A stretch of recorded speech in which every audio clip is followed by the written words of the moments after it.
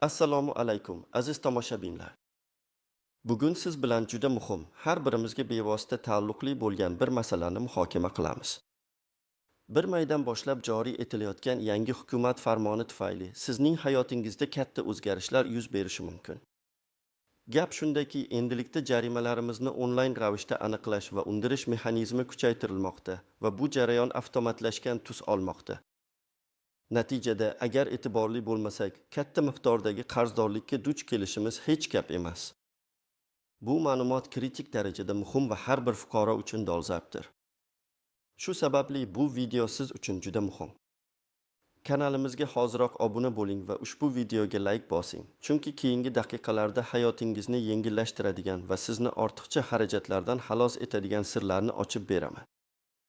Muammoning mohiyati: ilgari qanday edi va hozir nima o'zgardi? Ilgari qanday edi? Ko'pchiligimiz jarimalar yoki majburiy to'lovlar haqida xabardor bo'lmasdan, balki ularni o'z vaqtida to'lashga ulgurmasdan keyinchalik muammolarga duch kelardik. Masalan, yo'l harakati qoidalarini buzganingizda, avval IPX inspektori sizni to'xtatmasa yoki pochta orqali xabarnoma kelmasa, jarimani bilmasdingiz.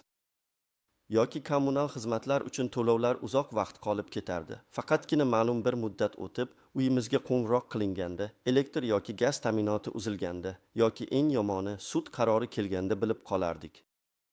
Bu jarayon ancha sekin, ba'zan esa og'ir qog'ozbozlik bilan bog'liq edi. Xabarnomalar pochta orqali kelib, ko'pincha kech yetib borar yoki umuman yetib bormasdi. Ba'zida esa jarima haqida faqatgina avtomobilni sotish yoki texnik ko'rikdan o'tkazish jarayonida bilib qolardik. Bu esa tranzaksiya jarayonida katta noqulayliklarga va muddatlarning cho'zilib ketishiga sabab bo'lardi.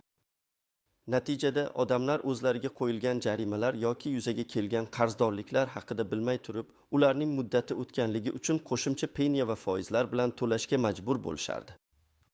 Bu holat ko'pchilikning asabini buzardi va kutilmagan moliyaviy yuklarni keltirib chiqarardi. Endi esa vaziyat tubdan o'zgarmoqda.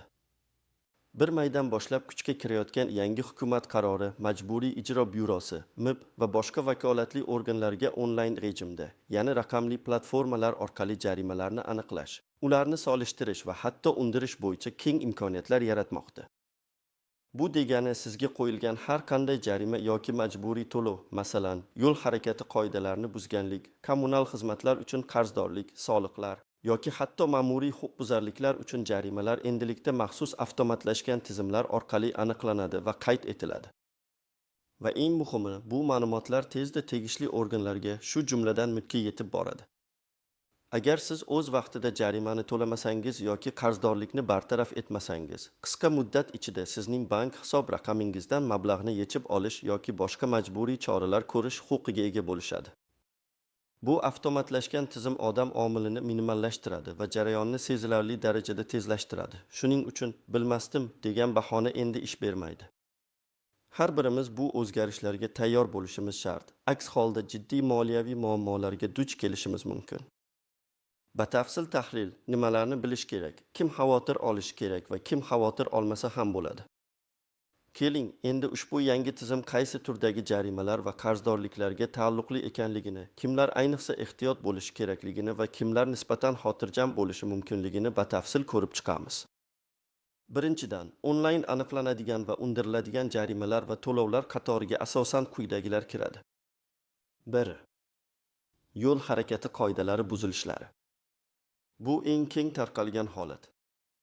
Endilikda avtomatik fotoradarlar orqali qayd etilgan tezlikni oshirish, ning qizil chirog'idan o'tish, to'xtash yoki turish qoidalarini buzish, avtomobil oynasini noto'g'ri qoraytirish yoki belgilangan joydan boshqa yerda to'xtash kabi barcha qoidabuzarliklar sizning avtomobilingiz raqami orqali darhol yagona ma'lumotlar bazasiga kiradi.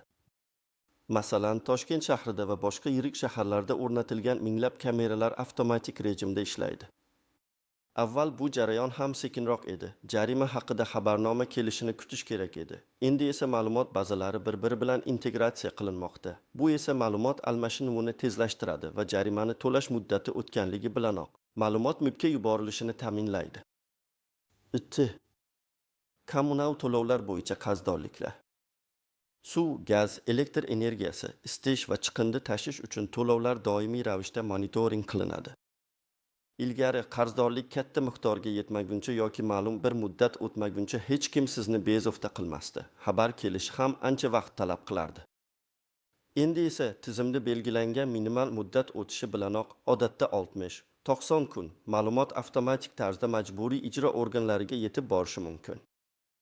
Bu esa qo'shimcha penya va ijro yig'imlariga sabab bo'ladi. 3. Soliq qarzdorliklari. Yer solig'i, mol-mulk solig'i, transport vositalari uchun soliq kabi turlar endilikda yanada qattiqroq nazorat ostida bo'ladi. Har yili 15 oktyabrga qadar to'lanishi kerak bo'lgan mol-mulk va yer solig'ini o'z vaqtida to'lamagan fuqarolarga nisbatan ham avtomatlashgan tizim orqali choralar ko'riladi.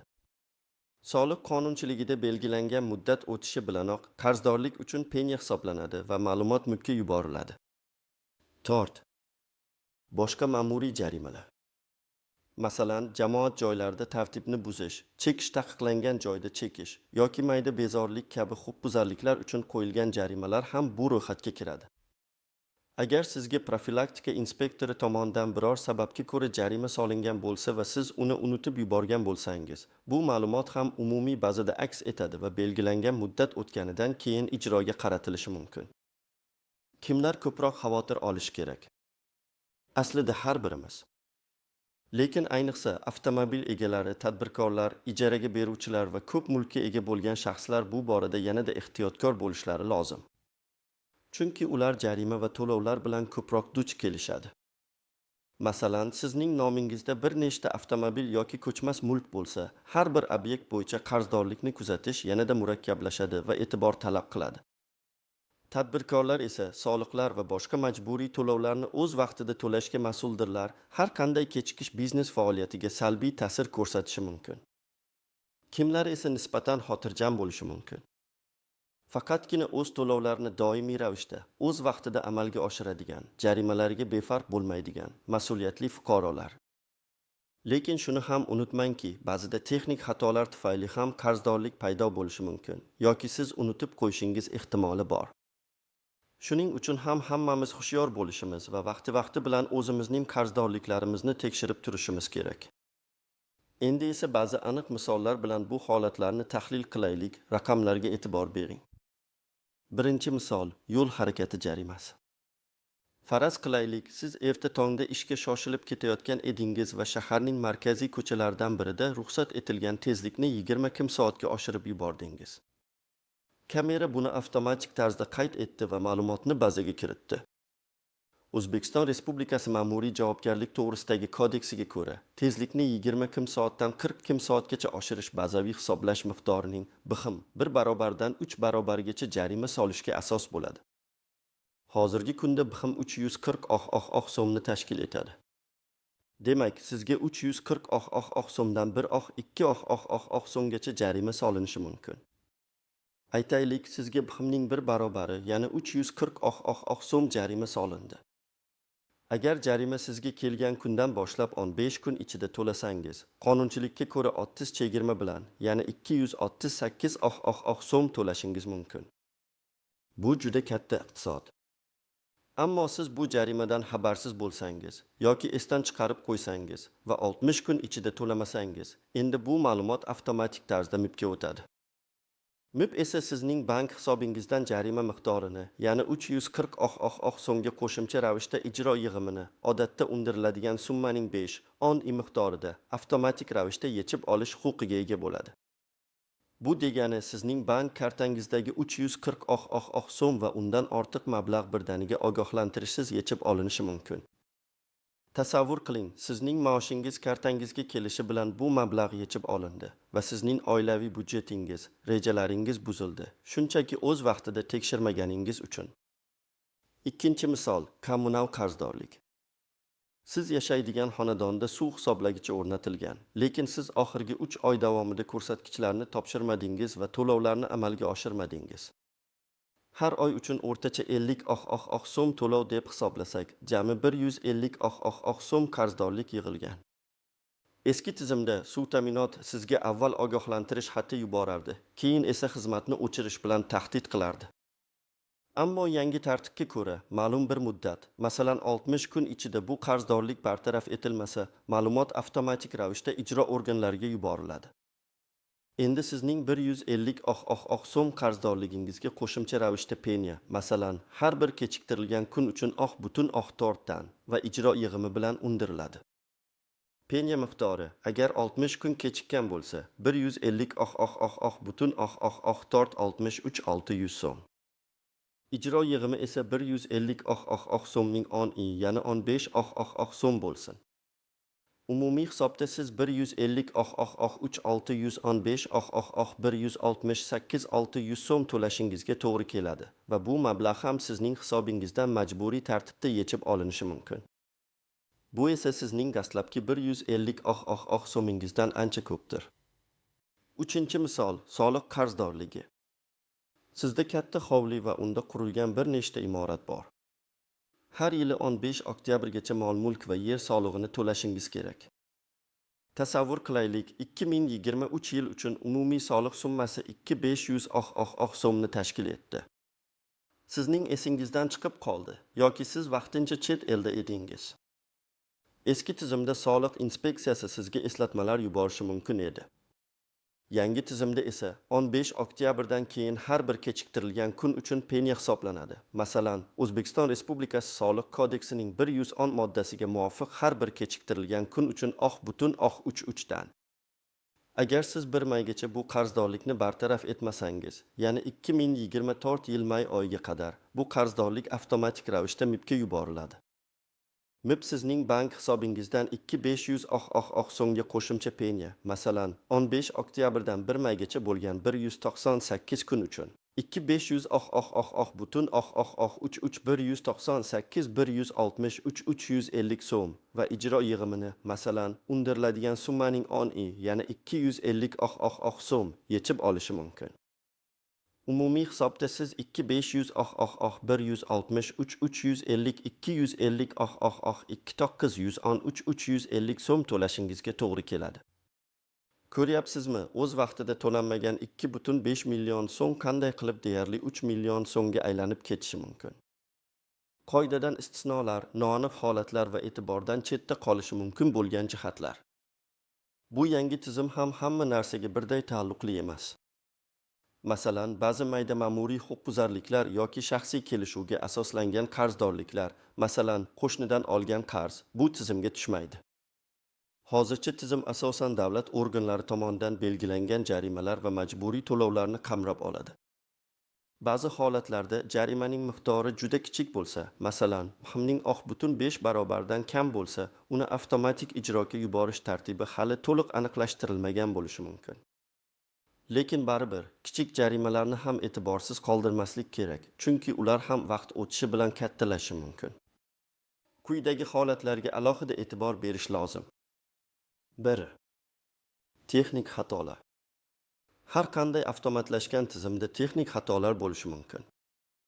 Sizga asossiz jarima qo'yilishi yoki qarzdorlik hisoblanishi ehtimoli mavjud. Masalan, siz yo'l harakati qoidasini buzmagan bo'lsangiz ham, kamera noto'g'ri ishlashi yoki avtomobil raqamini noto'g'ri aniqlashi mumkin. Yoki siz to'lovni amalga oshirgansiz, ammo tizimda aks etmagan. Bunday holatlarda zudlik bilan shikoyat qilish va xato tuzatilishini talab qilish kerak bo'ladi. Bu masalalarni e'tiborsiz qoldirish sizga qimmatga tushishi mumkin. Chunki qarzdorlik hisobingizdan pul yechib olingandan keyin uni qaytarish jarayoni ancha murakkab va vaqt talab qiladi. 2. Xabardorlikning yetishmasligi. Hukumat qarori har bir fuqaroni o'z qarzdorliklari haqida mustaqil ravishda xabardor bo'lishga undaydi. Ya'ni sizga Sims, pochta orqali xat yoki qo'ng'iroq bo'lmasa ham, bu sizda qarzdorlik yo'qligini anglatmaydi. Bu esa ko'pchilik uchun yangilik bo'lishi mumkin va eski odatlarga tayanib xabar kelishini kutish endi xato hisoblanadi. Bu ayniqsa yoshi katta insonlar yoki internetdan uncha faol foydalanmaydiganlar uchun muammo tug'dirishi mumkin. Ularga bu tizim haqida tushuntirish va yordam berish juda muhimdir. 3. Qarzdorlikning tez yig'ilishi va oqibatlari. Kichik jarima yoki to'lanmagan kommunal xizmat puli tezda penya va ijro yig'imlari hisobiga katta summaga aylanib ketishi mumkin. Masalan, 100 so'mlik jarima 2-3 oy ichida 150 200 so'mga aylanishi hech gap emas. Agar sizda bir nechta bunday qarzdorlik bo'lsa, umumiy summa siz kutmagan darajada o'sib ketishi mumkin va oilaviy budjetingizga jiddiy ta'sir qilishi mumkin. Nafaqat bank hisob raqamlaridan mablag'larning majburiy yechib olinishi, balki majburiy ijro byurosi MIB tomonidan chet elga chiqishga taqiq qo'yilishi, mol-mulkingizga, avtomobil, ko'chmas mulk xatlov qo'yilishi yoki hatto ma'lum bir muddat davomida bank kreditlari olish imkoniyatidan mahrum bo'lishingiz mumkin. Kredit tarifi buzilishi kelajakda boshqa moliyaviy muammolarga sabab bo'lishi mumkin. Bu juda jiddiy oqibatlar bo'lib, ularni oldini olish zarur. 4. Boshqa tizimlar bilan integratsiya. Yangi tartib faqatgina MIB yoki IPga tegishli emas. Bu jarayonga soliq idoralari, kommunal xizmat ko'rsatuvchi tashkilotlar, banklar va hatto notariuslar ham jalb qilingan. Demak, avtomobilni sotishda yoki ko'chmas mulkni rasmiylashtirishda ham qarzdorlik mavjudligi darhol aniqlanadi va bu jarayonlarni to'xtatib qo'yishi mumkin. Sizning tranzaksiyalaringiz kechikishi yoki bekor qilinishi mumkin. Bu esa katta noqulayliklarga va moliyaviy yo'qotishlarga olib keladi. 5. Avtomatik to'lov tizimlarining salbiy tomonlari. Ko'pgina bank ilovalarida avtomatik to'lov funksiyasi mavjud bo'lib, u kommunal to'lovlar, internet va mobil aloqa xizmatlari uchun to'lovlarni avtomatik ravishda amalga oshirish imkonini beradi. Biroq jarimalarga kelsak, ko'pchilik bu xizmatdan hali foydalanishga o'rganmagan. Agar siz bu funksiyani jarimalar uchun ham sozlab qo'ysangiz, lekin kartangizda yetarli mablag' bo'lmasa, to'lov amalga oshmaydi va natijada baribir qarzdorlik yuzaga keladi. Shuningdek, siz bilmagan holda qo'yilgan jarima uchun avtomatik to'lov amalga oshirilishi ham mumkin. Agar jarima asossiz bo'lsa, bu mablag'ni qaytarish qiyin bo'ladi. 6. Oilaviy budjetga ta'siri. Kutilmagan jarimalar yoki qarzdorliklar oilaviy budjetga jiddiy ta'sir qilishi mumkin. Masalan, sizning hisobingizdan ma'lum bir miqdor mablag' yechib olinsa, bu sizning rejalashtirilgan xarajatlaringizni, masalan, bolalar ta'limi, tibbiy xarajatlar, kutilmagan ta'mirlash ishlari yoki oziq-ovqat sotib olish kabi muhim ehtiyojlaringizni cheklab qo'yishi mumkin. Bu esa oiladagi moliyaviy barqarorlikni izdan chiqaradi va stressga sabab bo'ladi. Amaliy maslahatlar: nima qilish kerak? Endi esa, aziz do'stlar, bunday noxush vaziyatlarga tushib qolmaslik uchun nima qilish kerakligi haqida aniq va amaliy tavsiyalar beraman. Bularni eslab qoling va muntazam amal qiling. 1. Doimiy ravishda qarzdorliklaringizni tekshirib turing. Bu eng muhim qadam. Avtomatlashtirilgan tizim sharoitida "men bilmadim" degan bahona endi ish bermaydi. Shuning uchun har haftada bir marta yoki hech bo'lmaganda oyiga bir marta o'z qarzdorliklaringizni tekshirib turishni odat qiling. Buning uchun bir nechta samarali usullar mavjud. Davlat xizmatlari markazlari TXM portali Mi.gov.uz. Bu portal orqali siz barcha turdagi soliq qarzdorliklari, yer solig'i, mol-mulk solig'i, transport solig'i, jarimalar va kommunal xizmatlar bo'yicha ma'lumotlarni bilib olishingiz mumkin. Saytga kirib, shaxsiy kabinetingizga o'zingizning TSHIR, jismoniy shaxsning shaxsiy identifikatsiya raqami orqali kirasiz va tegishli bo'limlarni tekshirasiz. B. Majburiy ijro byurosining MIB rasmiy veb-sayti MIB.uz. U yerda siz o'zingizning jishiringiz yoki avtomobil raqamingiz orqali ijro ishlari mavjudligini tekshirishingiz mumkin. Agar MIBda sizga nisbatan ijro ishi ochilgan bo'lsa, bu yerda ma'lumot paydo bo'ladi. T. YPX.gov.uz sayti orqali yo'l harakati jarimalarini tekshiring. Bu saytda avtomobil raqamingiz va texnik pasport seriya raqamingizni kiritib, jarimalaringiz bor-yo'qligini osongina aniqlashingiz mumkin.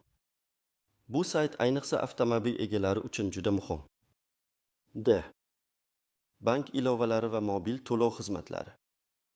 Hozirda ko'plab banklarning mobil ilovalarida, masalan, Upay, Click, Payme, Ipak yo'li mobili, Capital Bank ilovasi, Anorbank ilovasi va boshqalar, mening jarimalarim, kommunal to'lovlar, soliqlar kabi bo'limlar mavjud. Bu bo'limlarda siz o'zingizning ma'lumotlaringizni kiritib, mavjud qarzdorliklaringizni ko'rishingiz va darhol to'lashingiz mumkin. Bu juda qulay va tezkor usul. Mobil ilovalarni muntazam ravishda yangilab turing, chunki ular funksionallikni tez-tez kengaytiradilar. Sims xabarnomalar xizmatiga ulaning. Ba'zi tizimlar sizga yangi jarima yoki qarzdorlik paydo bo'lganda Sims orqali xabar yuborish xizmatini taklif qiladi. YPXGO uz saytida avtomobil raqamingizni ro'yxatdan o'tkazib, Sims xabar yuborish funksiyasini yoqishingiz mumkin. Bu sizni jarimalardan o'z vaqtida xabardor qilib turadi. Shuningdek, ba'zi kommunal xizmat ko'rsatuvchi tashkilotlar ham Sims xabarnomalar orqali qarzdorlik haqida ma'lumot beradi. Qarzdorliklarni imkon qadar tezroq to'lang. O'z vaqtida to'lash sizni nafaqat penya va ijro yig'imlaridan xalos qiladi, balki ba'zi holatlarda katta miqdordagi chegirmalarga ham ega bo'lishingizga imkon beradi. Chegirmalardan foydalaning. Masalan, IPX jarimalarni sizga xabarnoma kelgan kundan boshlab 15 kun ichida to'lasangiz, 30 chegirmaga ega bo'lasiz. Bu juda katta iqtisod, ayniqsa yuqori miqdordagi jarimalar uchun. Shuning uchun jarimani aniqlashingiz bilanoq to'lashga shoshiling. Penalti va ijro yig'imlaridan qochish. Boshqa to'lovlar uchun penya va ijro yig'imlaridan qochish uchun ham o'z vaqtida to'lash muhim. To'lov muddatlarini bilib oling va belgilab qo'ying. Agar sizda bir nechta turdagi to'lovlar bo'lsa, har birining muddatini kalendaringizga yoki mobil telefondagi eslatma dasturiga kiritib qo'yish foydali bo'ladi. To'lov kvitansiyalarini saqlab qo'ying. Barcha to'lov kvitansiyalarini elektron yoki qog'oz shaklda saqlash juda muhim. Agar tizimda texnik xato yuz berib, siz to'lagan qarzdorlik hali ham mavjud deb ko'rinsa, sizda o'zingizni himoya qilish uchun dalil bo'ladi. Kvitansiyani elektron pochta orqali o'zingizga yuborish, bulutli xotiraga, Google Drive, Dropbox saqlash yoki qog'oz nusxasini alohida papkada tartibli saqlash eng yaxshi variantlardan biridir. Kvitansiyada to'lov sanasi, summasi, xizmat turi va to'lovchi haqidagi ma'lumotlar aniq ko'rsatilganligiga ishonch hosil qiling. Noto'g'ri hisoblangan jarima yoki qarzdorliklarni zudlik bilan nizolashtiring. Agar sizga asossiz jarima qo'yilgan bo'lsa yoki siz allaqachon to'lagan bo'lsangizda, tizimda qarzdorlik ko'rinsa, zudlik bilan tegishli organga murojaat qiling. Yo'l harakati qoidabuzarliklari bo'yicha hududiy YPX bo'limiga murojaat qiling yoki TXM orqali shikoyat qoldiring. Shikoyatingizda vaziyatni batafsil bayon eting va mavjud dalillarni, masalan, video registrator yozuvi, guvohlar ko'rsatmasi, foto dalillar taqdim eting.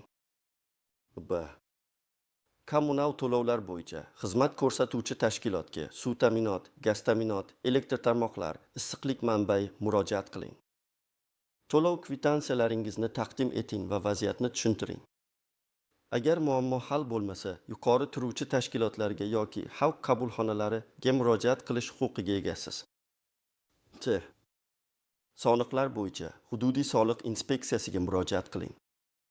Agar siz to'lagan bo'lsangiz, kvitansiyani taqdim eting. Agar soliq noto'g'ri hisoblangan deb hisoblasangiz, asoslovchi hujjatlarni, masalan, mulkchilikka oid hujjatlar, kadastr ma'lumotlari taqdim eting. Murojaatingizni har doim yozma shaklda 2 nusxada rasmiylashtirib, birini o'zingizda qoldiring, ikkinchisiga qabul qilganlik to'g'risida belgi qo'ydiring, kiruvchi raqam va sana bilan. Bu sizga keyinchalik muammolarni hal qilishda qo'shimcha ishonch beradi. 5. Huquqiy oqibatlardan xabardor bo'ling. Majburiy ijro byurosi nafaqat pul mablag'larini bank hisob raqamlaridan yechib olish huquqiga ega, balki O'zbekiston Respublikasining sud hujjatlari va boshqa organlar hujjatlarini ijro etish to'g'risidagi qonuniga muvofiq 30 kundan ortiq muddatda qarzdorlikni to'lamagan shaxslarga nisbatan quyidagi choralarni ko'rishi mumkin. Chet elga chiqishga vaqtincha taqiq qo'yish.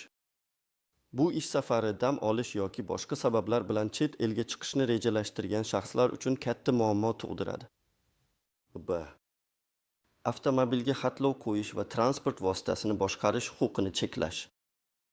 Bu sizning avtomobilingizni sotishga, ro'yxatdan o'tkazishga yoki umuman boshqarishga monelik qiladi. Ko'chmas mulkka xatlov qo'yish. Uy-joy, yer uchastkasi kabi mulkingizga xatlov qo'yilishi, ularni sotish, garovga qo'yish kabi harakatlarni cheklaydi. Hatto mulkni musodara qilishgacha bo'lgan choralar ko'rish. Agar qarzdorlik juda katta bo'lsa va boshqa yo'llar bilan undirish imkoni bo'lmasa, eng og'ir holatda mulkingiz musodara qilinishi mumkin. Bu juda jiddiy oqibatlar. Shuning uchun jarimalarni to'lashga va qarzdorliklarni bartaraf etishga mas'uliyat bilan yondashing. Xulosa va yakuniy chaqiriq. Aziz do'stlar, bugun biz bir maydan boshlab kuchga kiradigan yangi qonunchilik o'zgarishlari, ya'ni jarimalarni onlayn undirish va qarzdorlikka yo'liqmaslik bo'yicha juda muhim ma'lumotlarni ko'rib chiqdik. Esingizda bo'lsin, bilmaslik qonun oldida javobgarlikdan ozod qilmaydi. Endilikda har birimiz o'z moliyaviy mas'uliyatimizga yanada jiddiy yondashishimiz va doimiy ravishda qarzdorliklarimizni tekshirib turishimiz lozim. Bu nafaqat moliyaviy barqarorligimizni ta'minlaydi, balki asabiylashishdan va kutilmagan muammolardan ham himoya qiladi. Umid qilamanki, ushbu video siz uchun foydali bo'ldi va sizni kelajakdagi ortiqcha xarajatlardan himoya qiladi. O'z fikr-mulohazalaringizni, savollaringizni izohlarda yozib qoldiring. Men ularning barchasini o'qib chiqishga va imkon qadar javob berishga harakat qilaman. Videoga like bosing va kanalimizga obuna bo'lishni unutmang, chunki biz siz uchun doimo eng dolzarb va foydali ma'lumotlarni taqdim etishda davom etamiz. O'zingizga ehtiyot bo'ling va moliyaviy jihatdan doim hushyor bo'ling. Keyingi videolarimizda ko'rishguncha